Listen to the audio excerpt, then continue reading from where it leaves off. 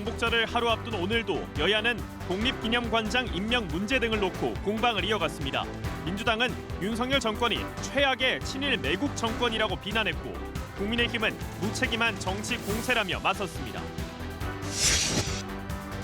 오늘 국회에서 열린 두 개의 청문회에서 여야가 부딪혔습니다. 법사위에선 김영철 검사 탄핵 청문회 적정성을 두고 신경전을 벌였고 과방위에서는 지난달 이뤄진 공영방송 이사 선임 과정의 위법성을 놓고 대치했습니다.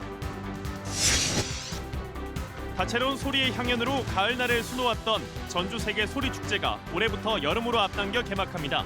잠시 뒤 열릴 개막식 현장을 연결해 축제 분위기 살펴봅니다. 임산부와 장애인 등은 안전띠 착용이 오히려 위험할 수 있어 법으로도 착용 의무 예외로 규정하고 있습니다. 그런데 경찰이 이 같은 사정을 설명하는 장애인에게 면박을 주고 범칙금까지 부과해 논란을 낳고 있습니다. 김대시가 120억 원을 들여 배율 저수지 인근에 대규모 자동차 야영장을 조성했지만 1년 넘게 운영하지 못하고 있습니다. 어떤 문제 때문인지 풀뿌리 K에서 자세히 알아봅니다.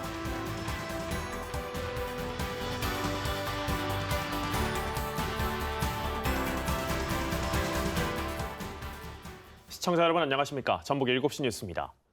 소리의 고장 전북을 대표하는 전주 세계소리축제가 잠시 뒤 개막합니다. 23년 만에 처음으로 축제 시기를 가을에서 여름으로 바꿨는데요. 취재기자 연결합니다. 이수진 기자, 현장 분위기는 어떻습니까?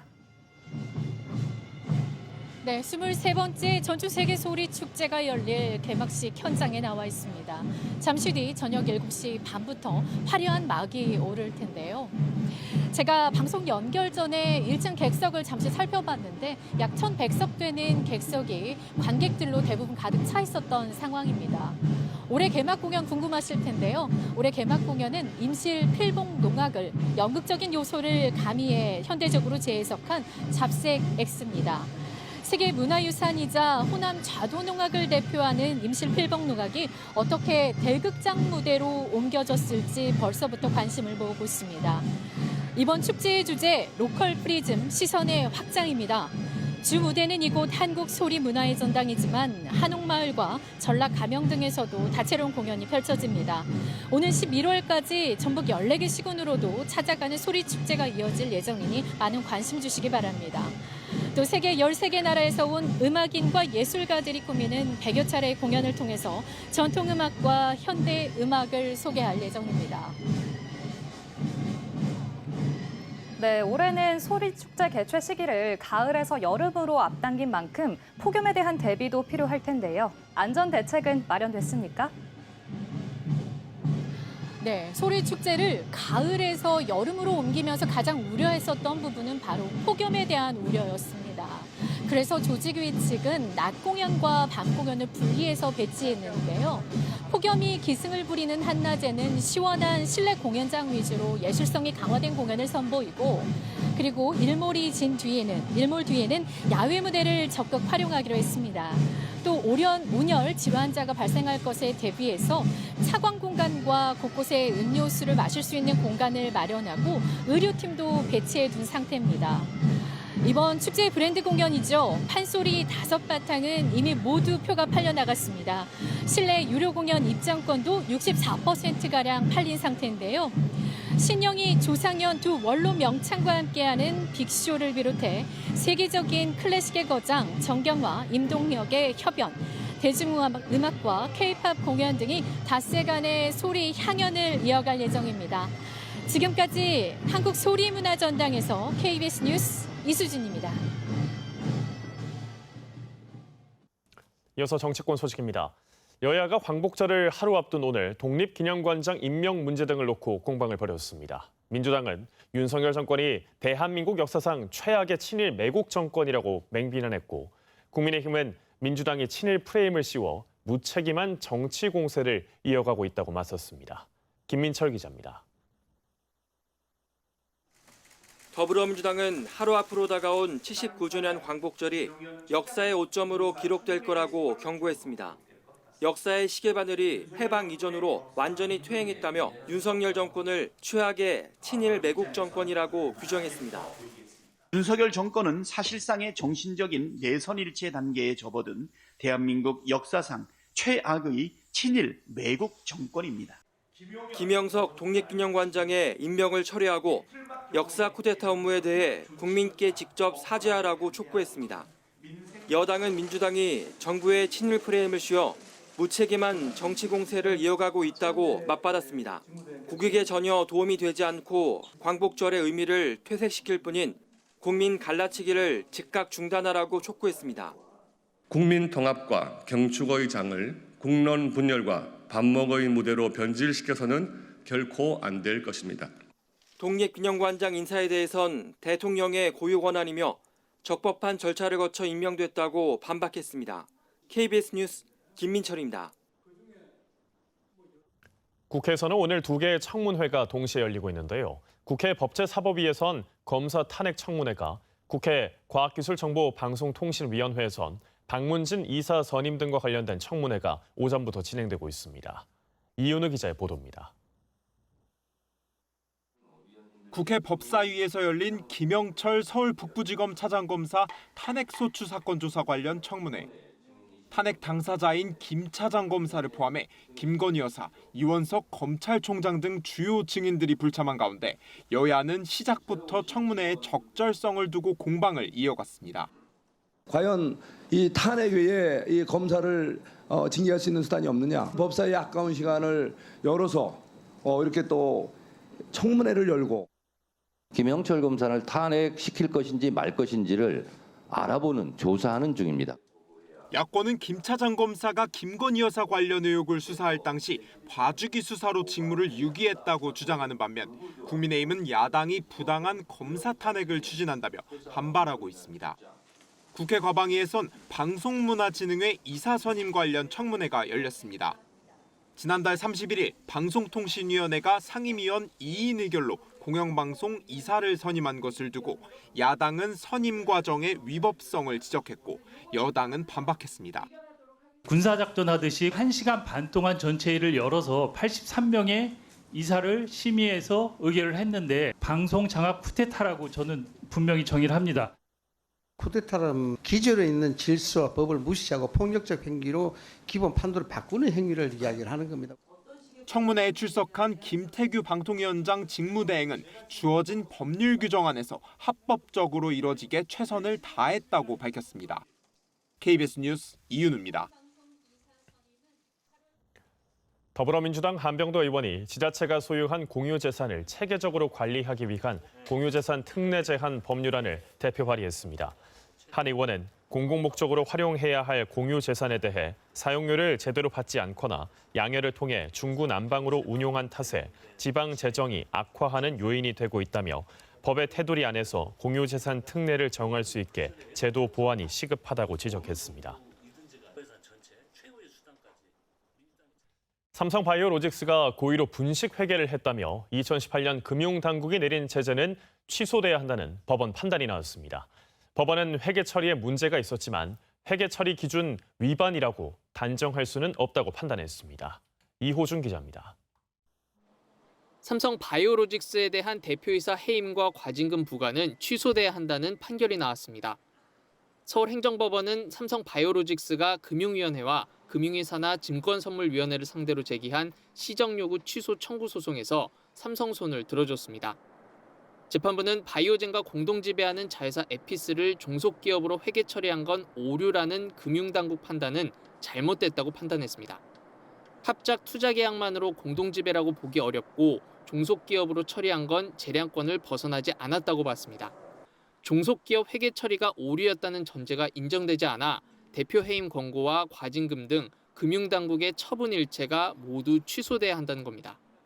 하지만 재판부는 2015년 자회사 에피스에 대한 지배력 상실 판단은 삼성물산 합병을 염두해 결론을 정해놓고 나중에 짜맞추기를 했다고 비판했습니다. 재판부는 삼성물산 합병 문제를 이유로 자회사 지배력 상실로 회계 처리를 하려고 했다면서 자본 잠식 문제를 회피하기 위해 결론을 정해놓고 사후에 합리화하려고 회계 처리를 해 재량권을 남용했다고 비판했습니다. 재판부가 당국 제재를 취소 결정한 건 2018년 연말 2차 제재입니다. 당시 증권선물위원회는 삼성바이오로직스가 합작사 미국 바이오젠의 콜옵션을 공시하지 않는 등 분식 회계를 했다며 대표이사 해임과 80억 과징금을 부과했습니다. 앞서 지난 2월 이재용 삼성 회장의 불법 경영권 승계 의혹 사건에서 담당 재판부는 올바른 회계 처리를 한 것으로 보인다며 모두 무죄로 판단했습니다. KBS 뉴스 이호준입니다. 다음 주 을지 연습을 앞두고 전북도가 오늘 필수 참여 공무원 310명을 대상으로 새벽 시간대 불시 비상 소집을 한 가운데 출석률이 91%로 나타났습니다. 전북도는 연가자와 휴가자를 제외하면 매우 높은 출석률이라 자평하고 다른 시도 자치단체와도 비슷한 수치라고 말했습니다. 을지 연습은 국가 비상사태에 대비해 정부가 매년 실시하는 훈련으로 올해는 이달 19일부터 나흘간 진행됩니다. 2차 전지 특화단지인 새만금 국가산업단지에 관련 기업들이 속속 들어서고 있습니다. 하지만 2차 전지 제조 과정에서 나오는 고염도 폐수 처리 방식을 두고 어민들이 반발하고 있습니다. 조경모 기자입니다. 지난해 7월 국가첨단전략산업위원회는 전북 새만금을 2차 전지 특화단지로 지정했습니다. 지금까지 새만금 산업단지에 투자를 약속한 2차 전지 기업은 모두 22곳. 오는 2028년 대부분의 공장이 가동을 시작하면 하루 평균 9만여 톤의 고염도 폐수가 배출될 예정입니다. 정부는 기업별로 기준치에 맞게 폐수를 자체 처리한 뒤 공동 방류관으로 배출하겠다는 입장입니다. 방류는 어쨌든 법적 기준을 환경부에서 만들고 그 기준대로 계속 방류는 될 거고, 다만 그게 이제 단기적으로는 기업 사이트에서 이렇게 점검할 거고요. 장기적으로는 공공 사이트에서 점검하신다고 보면 될 것 같아요. 한여름 뙤약볕 아래 전북의 어민 1000여 명이 모였습니다. 일부 어민들은 삭발을 하며 고염도 폐수를 방류하면 해양 생태계가 무너진다고 주장했습니다. 또 정확한 염도 기준도 없어 엄격한 관리 감독이 어렵다며 폐수 방류에 거세게 반발했습니다. 해양법상 업체가 배출 허용 기용치만 충족하면 폐수를 바다로 방류할 수 있다고 한다. 하지만 기준이 되는 53개 항목 외 다른 화학물질에 대해서는 기준이 없고, 이미 경북 포항 등지에서도 2차 전지 폐수 방류로 인한 환경오염 문제가 제기된 상황. 정부가 지역 어민들이 거세게 반발하고 있는 환경오염 논란을 어떻게 해소할지 주목됩니다. KBS 뉴스 조경모입니다.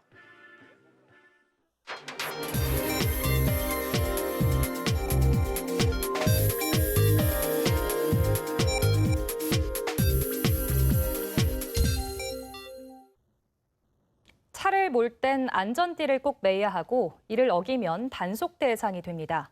하지만 안전띠 착용이 오히려 위험할 수 있는 장애인이나 임산부에게는 예외가 적용되는데요. 이런 사정을 설명하는 장애인에게 경찰이 면박을 주고 범칙금을 부과하는 일이 벌어졌습니다. 오정현 기자입니다.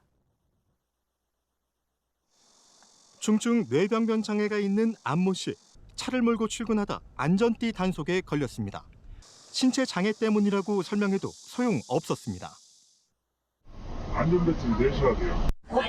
그러면 운전을 하시면 안 되죠. 장애가 있어서 하세요. 장애인이나 임신부는 안전띠 착용에 예외가 인정됩니다. 이들에겐 때에 따라 안전띠를 매는 게 더 위험할 수 있기 때문입니다. 뇌병변 장애가 있는 안 씨 경우에도 평소 상체를 써 운전을 하기 때문에 이 안전띠로 몸을 올가매면 되레 안전에 위협이 될 수 있습니다. 하지만 안 씨가 거듭 설명해도 경찰은 아랑곳하지 않았습니다. 장애가 있어가지고 벨트를 못 매는 게 법적으로 허용된 건가요? 선생님이 잘못했다고 하면 되는 거죠. 제가 충분히 말씀드렸어요. 근데 지금 저한테 따지시는 거예요? 결국 3만 원의 범칙금이 부과됐습니다. 단속됐을 때부터 떠날 때까지 계속 얘기를 했어요. 저에 대한 상황에 대해서 위축도 많이 돼서 더 이상 말하고 싶지가 않았어요. 10년 전에도 이런 논란이 있었지만 당시 국민권익위는 안전띠를 매기 곤란한 장애 상황을 고려하지 않고 단속한 건 부당하다고 지적했습니다. 경찰은 단속 직원이 관련 규정을 제대로 알지 못했던 것 같다며 이의 신청 절차를 통해 범칙금을 취소하기로 했습니다. KBS 뉴스 오정현입니다. 경찰이 코카인 소지 판매 혐의로 베트남 국적 30대 남성을 구속 송치했는데 국과수 분석 결과 압수품이 마약이 아니라는 결과가 나와 수사에 혼선이 예상됩니다. 전주지검은 구속을 취소한 뒤 불법 체류자인 남성을 출입국 사무소로 넘기고 식약처 분석 결과를 바탕으로 경찰에 보완 수사를 요구할 예정입니다. 신종 마약 가능성도 염두에 두고 수사를 이어갈 방침입니다. 경찰은 지난달 19일 이 남성 숙소에서 하얀 가루 87g을 압수한 뒤 코카인이라는 간이 검사 결과를 바탕으로 검찰에 구속 송치한 바 있습니다. 아침부터 저녁까지 학교에서 교육과 돌봄을 제공하는 늘봄학교가 이 학기부터는 전국 모든 초등학교 1학년으로 대상이 확대됩니다. 교원단체들은 인력과 공간 부족 문제가 여전히 해결되지 않았다며 우려의 목소리를 내고 있습니다. 박민경 기자가 보도합니다. 2학기부터 전국 모든 초등학교 1학년 학생들을 대상으로 늘봄학교가 운영됩니다. 전국 초등학교 2,900여 곳에서 시범 운영한 결과 충분한 사업 성과를 거뒀다는 게 교육부의 판단입니다. 전국의 초 1학년생 34만 8천 명 중 늘봄학교 참여를 희망한 28만 명 전원인 약 80%가 늘봄학교 참여 가능한 것으로 확인되었으며 초등과정을 운영하는 특수학교 178곳에도 늘봄학교가 도입됩니다. 일반 학교에 재학 중인 장애 학생도 동일한 지원을 받게 되며 필요한 경우 해당 학교의 늘봄 지원 인력도 추가 지원됩니다. 하지만 교원단체들은 시범 운영 기간 지적됐던 인력과 공간 부족 문제가 여전히 해결되지 않았다는 입장입니다. 교육 본연의 활동을 하지 못하게 업무가 가중되는 거 아니냐 하는 우려가 가장 큽니다. 교육부가 당초 약속했던 2학기부터 늘봄 업무 교사 업무 배제 원칙을 충분히 지킬 수 있도록 교육부는 이에 대해 교사들이 수업에 집중할 수 있도록 늘봄 실무 인력 9,100여 명을 배치하고 교사 연구실도 4,400여 곳 마련했다고 밝혔습니다. 또 내년부터는 학교별 늘봄학교 관리자인 늘봄 지원실장 2,500여 명을 배치해 교사들의 업무 부담을 더 줄일 계획입니다. KBS 뉴스 박민경입니다. 한국토지주택공사 전북본부와 전북도시가스가 전북 지역 초중고등학생을 위해 도서와 우산을 기증했습니다. 두 회사는 전북의 어린이와 청소년을 위한 도서 1,000권과 우산 1,500여 점을 전북특별자치도 교육청에 전달했습니다. 전북특별자치도 교육청이 지방의대 정원 확대에 대응해 의학계열에 응시하는 수험생과 학부모 지원에 나섭니다. 전북교육청은 오는 17일 원광대학교 학생회관에서 권역별 입시 설명회를 열고 의학계열 1:1 맞춤형 상담과 최신 입시 정보 등을 제공할 예정입니다. 자세한 사항은 교육청 진로진학센터 누리집에서 확인할 수 있습니다. 오늘 일본구 위안부 피해자 기림의 날을 맞아 익산역 평화의 소녀상 앞에서 기념식이 열렸습니다. 올해 6번째를 맞은 이번 기념식에서는 추모 공연과 헌화시 낭독 등 위안부 피해자의 삶을 기억하고 아픔을 위로하기 위한 다양한 행사가 이어졌습니다. 어제 군산 동국사에서도 위안부 피해자의 뜻을 기리고 평화를 염원하는 군산 평화의 소녀상 문화제가 열렸습니다. 2차 세계대전 당시 생체 실험이 자행됐던 중국 하얼빈에 유일하게 생존해 있는 일본군 731 부대원이 79년 만에 찾아왔습니다. 90이 넘은 백발의 노병은 비극의 역사가 되풀이돼선 안 된다며 머리를 숙여 사과했습니다. 베이징 김유신 특파원입니다. 2차 세계대전 당시 세균 무기 개발을 위해 중국인과 조선인, 구소련인을 대상으로 생체 실험을 자행한 일본군 731 부대. 1945년까지 731 부대에서 근무했던 시미즈 히데오 씨가 79년 만에 역사의 현장을 찾았습니다. 독가스 실험실과 특수과목, 사체 검안실 등을 돌아보며 당시 일본 관동군이 저지른 전쟁 범죄를 낱낱이 증언했습니다. 女の方の中にいる子供なんかもお腹に入ったまんま標本になってましたから。 손자들을 볼 때마다 당시 영유아 표본이 생각나 괴로웠다던 94살의 시미즈 씨. 살아생전 속죄하고 싶다는 당사자의 뜻에 따라 일본 시민단체의 주선으로 이번 방중이 성사됐습니다. 考えられない。まあ謝るということしかあれですね。 시미즈 씨는 일본군이 1945년 폐망 직전 증거인멸을 위해 시설을 폭파했고 학살당한 실험 대상자들의 유고를 본인이 수습했던 과거도 털어놨습니다. 중국 관영 매체들은 유일한 731 부대 생존자의 증언을 환영했고 중국 외교부도 역사적 진실을 마주한 용기에 찬사를 보낸다는 입장을 내놨습니다. 하지만 이번 731 부대원의 방중이 민간 차원으로 이루어진 데다 일본 정부도 세균전의 존재를 부인하고 있어 중일 관계 개선으로 이어지기는 쉽지 않을 것으로 보입니다. 베이징에서 KBS 뉴스 김효진입니다.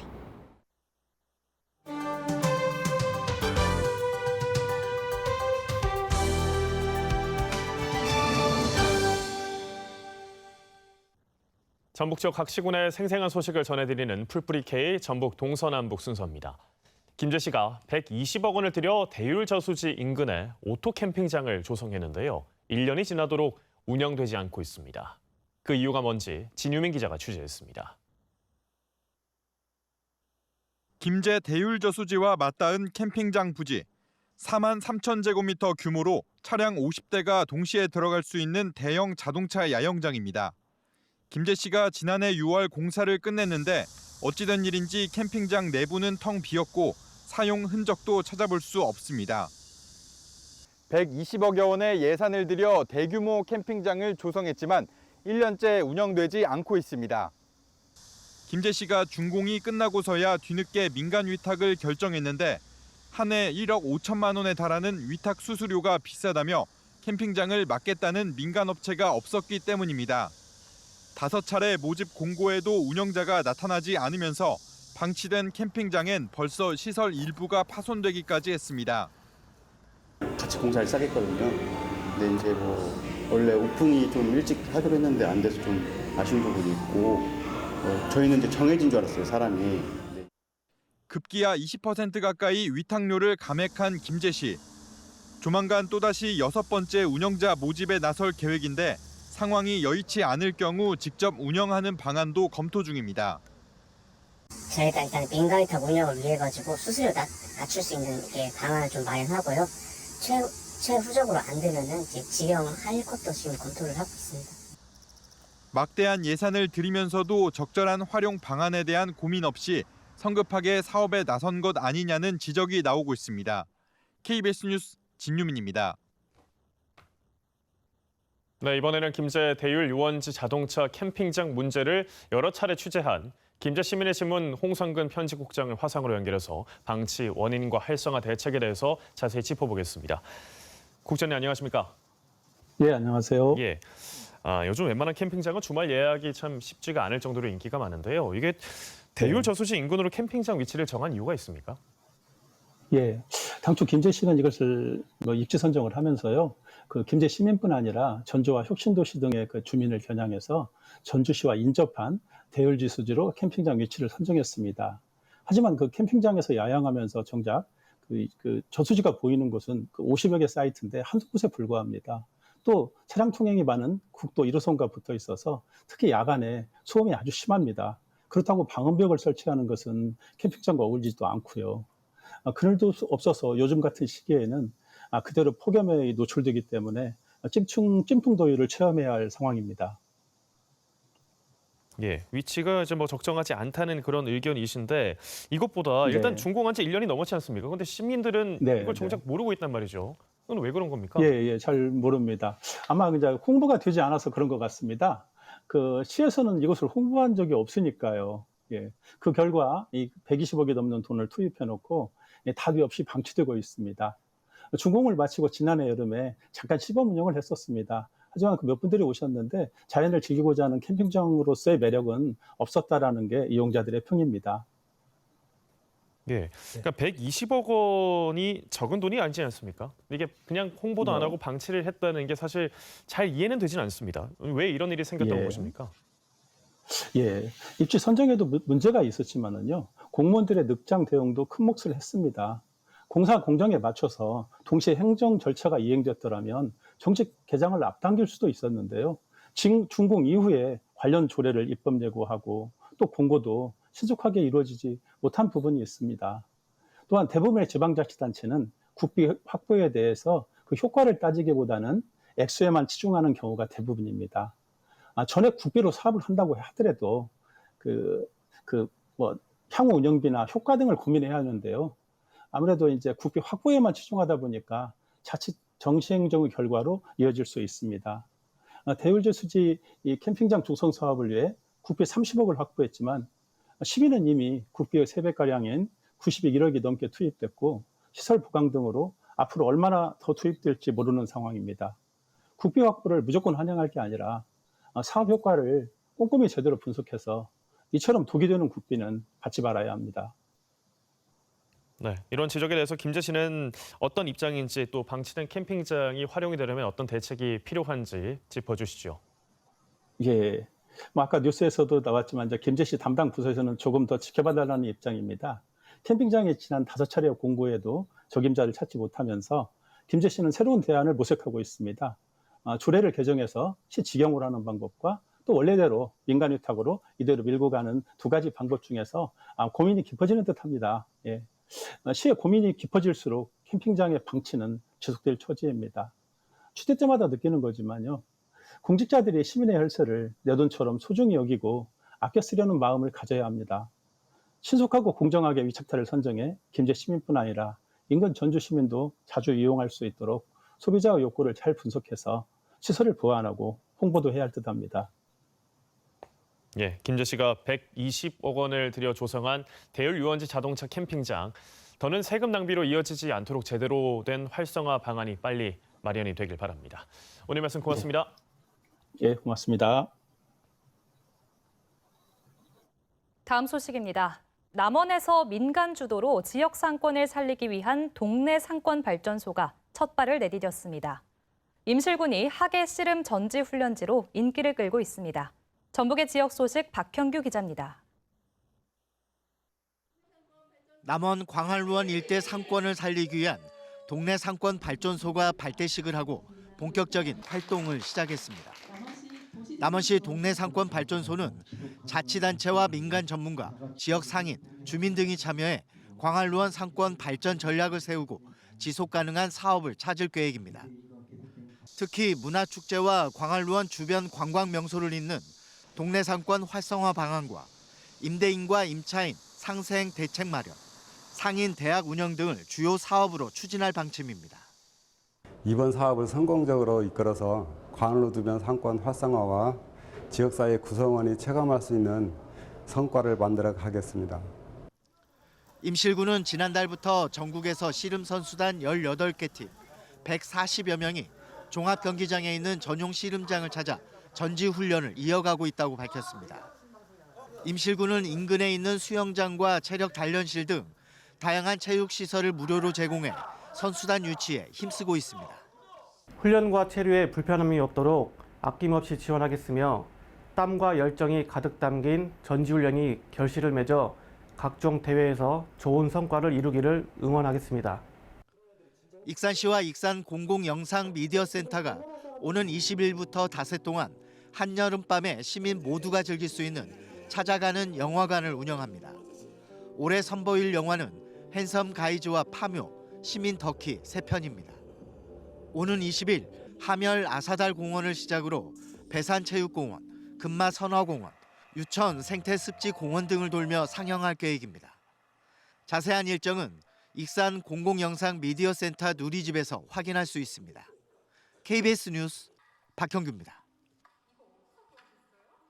전주시가 취업을 준비하는 청년에게 교통비를 지원합니다.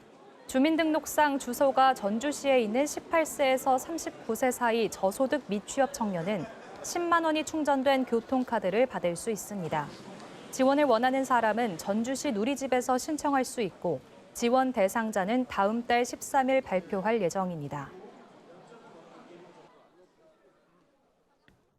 2024 전주 비빔밥 축제가 오는 10월 3일부터 나흘 동안 전주 종합경기장에서 열립니다. 전주시는 전주를 대표하는 음식점 35곳을 선정해 명품 음식존과 풍류 음식존, 세계 비빔존과 청년 셰프존 등 주제별 부스를 운영할 예정입니다.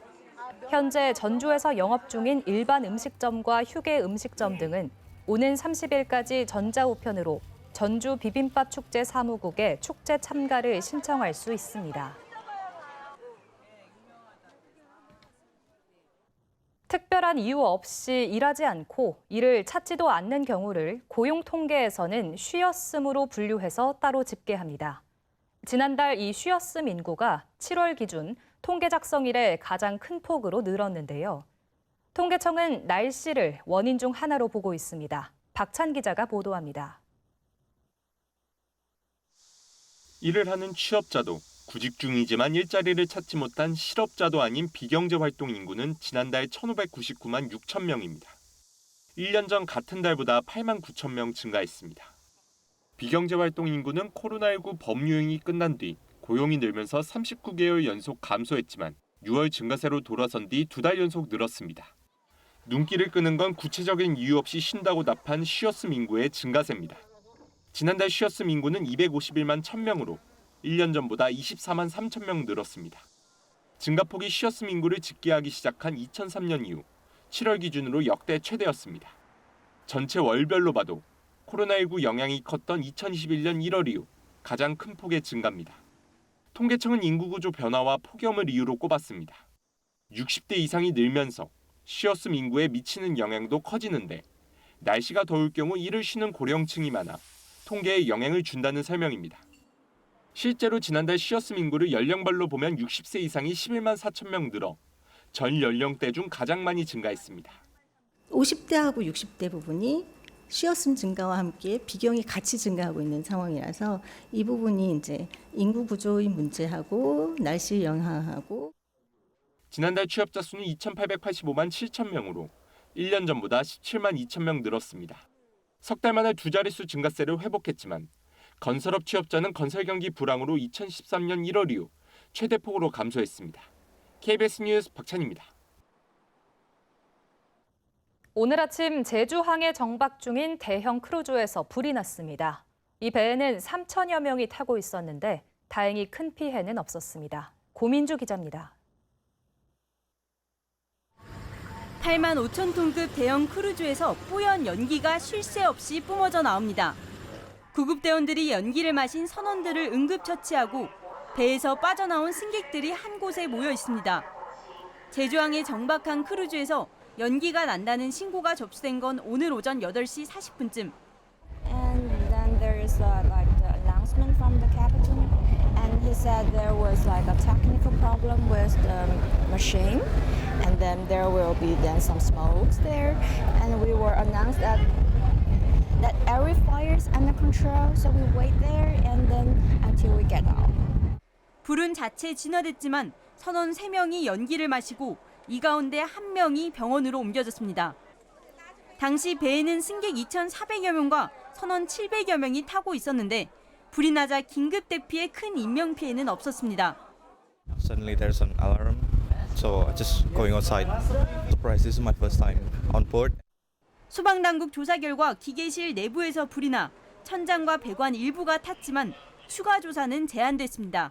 크루즈 선박 같은 경우에는 국제협약에 의해서 선장이 최종 권한을 갖고 있습니다. 우리도 자체적으로 판단해 본 결과 무리한 진입보다는 안전하게 승선 3,000명이 넘는 승선객들을 안전하게 먼저 대피시키고 중국 텐진을 출발해 제주에 입항한 배는 안전검사를 받고 내일 일본으로 출항할 예정입니다. KBS 뉴스 고민주입니다. 구글이 신제품 공개 행사에서 제미나이 라이브라는 새로운 음성 AI 비서 기능을 정식 출시했습니다. 스마트폰과 친구처럼 자연스럽게 대화할 수 있는 기능인데요. 애플은 다음 달 신제품 출시를 예고했고 오픈 AI의 GPT-5 공개 역시 임박했다는 관측이 나오면서 AI 시장 경쟁이 더욱 치열해지고 있습니다. 워싱턴 조혜진 특파원입니다. 구글이 지난 5월 공개한 음성 AI 비서 제미나이 라이브를 정식 출시한다고 밝혔습니다. And Gemini is the key to it all. We're fully in the Gemini era, with AI infused into almost everything we're doing at Google. 제미나이 라이브는 글자를 입력할 필요 없이 이용자가 음성으로 지시하면 이를 수행할 수 있는 일명 핸즈프리 서비스입니다. Create a playlist of K-pop music that would be great for walking around Seoul. 음성 역시 원하는 목소리와 성별을 지정할 수 있고 It's nice, but I want to hear a couple more. Here's another voice I can use. 메모나 업무 관리 등을 위한 다양한 애플리케이션과도 연동이 가능해 그 자체로 비서 역할을 수행합니다. 일단 유료 구독 서비스인 제미나이 라이브는 영어로 출시됩니다. 또 안드로이드 휴대전화에서만 이용이 가능합니다. 다만 구글은 추후 애플의 아이폰에도 서비스를 확대할 것이라고 강조했습니다. 하지만 애플 역시 올해 본격적으로 AI 기능 탑재를 밝히며 다음 달 신제품 출시를 앞두고 있습니다. 대화형 인공지능 AI 챗GPT 개발사인 오픈AI는 조만간 새로운 버전 GPT-5를 공개할 예정으로 알려졌습니다. 통상 매년 10월 신제품을 공개해온 구글이 올해는 이를 8월로 앞당긴 데에는 이러한 치열한 AI 경쟁에서 우위를 선점하기 위한 전략이라고 미 언론들은 분석했습니다. 워싱턴에서 KBS 뉴스 조혜진입니다. 오늘 오후 1시 반쯤 전주시 팔복동 한 봉제 공장에서 불이 나 30여 분 만에 꺼졌습니다. 이 불로 건물 한 동과 재봉틀 30여 대 등이 불에 타 소방서 추산 4억 5천여만 원의 재산 피해가 났습니다. 경찰과 소방당국은 전기적 요인으로 불이 난 것으로 보고 정확한 화재 원인을 조사하고 있습니다. 전북도가 사회적 가치 창출 성과가 높은 사회적 경제기업들을 대상으로 특례 보증을 시행합니다. 고금리와 고물가로 자금 조달에 어려움이 크다는 업계 목소리에 따른 것으로 업체당 최대 2억 원까지 경영자금을 융자하고 대출금리의 2%를 2차 보전합니다. 신청 대상은 사회적 기업과 마을기업, 자활기업과 소셜벤처 기업 등이며 사회적 가치 지표가 보통 등급 이상이어야 합니다.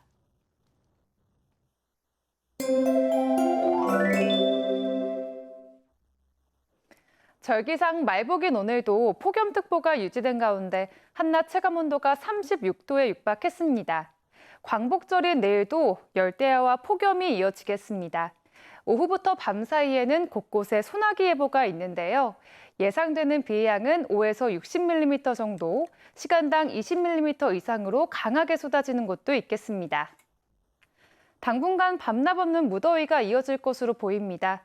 전주의 아침 기온이 25도 이상으로 유지되겠고 낮 기온은 35도 안팎, 체감온도는 이보다 더 높을 것으로 보입니다. 덥고 습한 환경에서 작업이나 야외 활동하신다면 각별히 주의해야겠습니다. 내일 아침까지 옅은 안개가 끼는 곳이 있겠습니다. 자세한 지역별 기온은 김제 아침 기온 26도, 부안 25도에서 출발하겠고 한낮에는 35도 안팎을 보이겠습니다. 동부 지역은 완주가 23도, 장수 21도에서 출발해 32도에서 35도 사이를 보이겠습니다. 당분간 해상과 섬 지역에 바다 안개가 짙겠습니다. 주말에 낮 기온이 조금 떨어지겠지만 여전히 30도를 웃돌겠습니다. 또 대기가 불안정해서 소나기가 내리는 곳도 있겠습니다. 날씨였습니다. 뉴스를 마칩니다. 시청해주신 여러분 고맙습니다.